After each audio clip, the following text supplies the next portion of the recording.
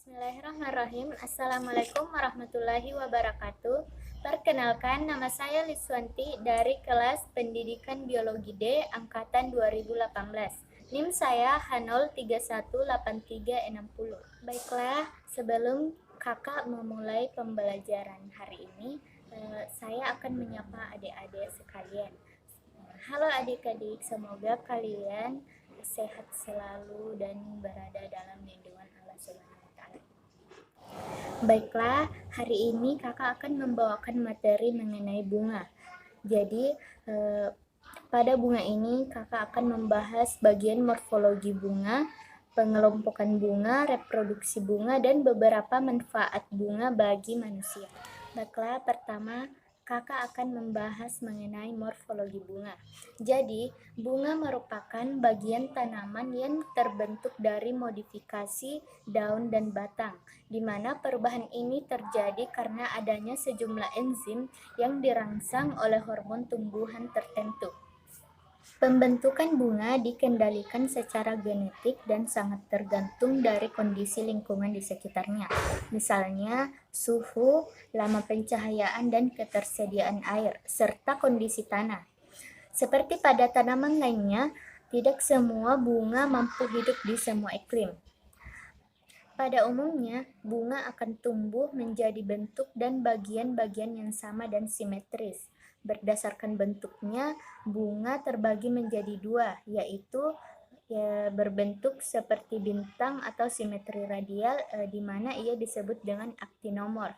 Kemudian yang kedua adalah simetri cermin atau zigomorf. Selanjutnya yaitu reproduksi bunga. Jadi, pada bunga terdapat organ reproduksi, yaitu benang sari dan putik, di mana benang sari ini sebagai alat kelamin jantan pada bunga dan putik sebagai alat kelamin betina. Secara umum, terdapat 4 bagian utama dalam struktur bunga, yaitu mahkota bunga, kelopak bunga, benang sari, dan putik. Adapun beberapa bunga juga terdapat bagian lain seperti tangkai bunga, dasar bunga, bakal biji, dan daun pelindung. Jadi, selanjutnya yaitu pengelompokan bunga. Jadi, pada pengelompokan bunga ini terdiri dari 2 pengelompokan. Yang pertama yaitu pengelompokan bunga berdasarkan kelengkapan alat reproduksi bunga. Yang kedua yaitu pengelompokan bunga berdasarkan kelengkapan strukturnya. Jadi yang terdapat pada pengelompokan yang berdasarkan kelengkapan alat reproduksi bunga yaitu bunga sempurna dan bunga tidak sempurna. Jadi bunga sempurna ini merupakan bunga yang memiliki 2 alat perkembangbiakan dalam satu bunga. Yang artinya pada bunga sempurna akan terdapat 2 organ reproduksi, yaitu putik dan benang sari, di mana contohnya yaitu yang termasuk dalam bunga sempurna yaitu bunga tulip dan bunga sepatu. Kemudian yang kedua yaitu bunga tidak sempurna. Bunga tidak sempurna ditandai dengan adanya 1 alat perkembangbiakan saja. Alat perkembangbiakan pada bunga tidak sempurna terdiri atas benang sari saja atau hanya putik. Contohnya yaitu bisa dilihat dari bunga pepaya dan bunga salak.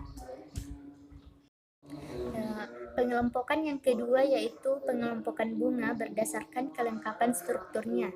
Jadi bunga berdasarkan kelengkapan strukturnya dibagi pula juga jadi 2, yaitu bunga lengkap dan bunga tidak lengkap. Pertama saya akan menjelaskan mengenai bunga lengkap, di mana bunga lengkap ini adalah bunga yang memiliki 4 bagian utama pada bunga, yaitu mahkota bunga, kelopak bunga, benang sari, dan putik. Contohnya yaitu bunga mawar dan bunga sepatu. Selanjutnya bunga tidak lengkap. Jadi bunga tidak lengkap merupakan bunga yang tidak memiliki salah satu atau beberapa bagian utama pada bunga.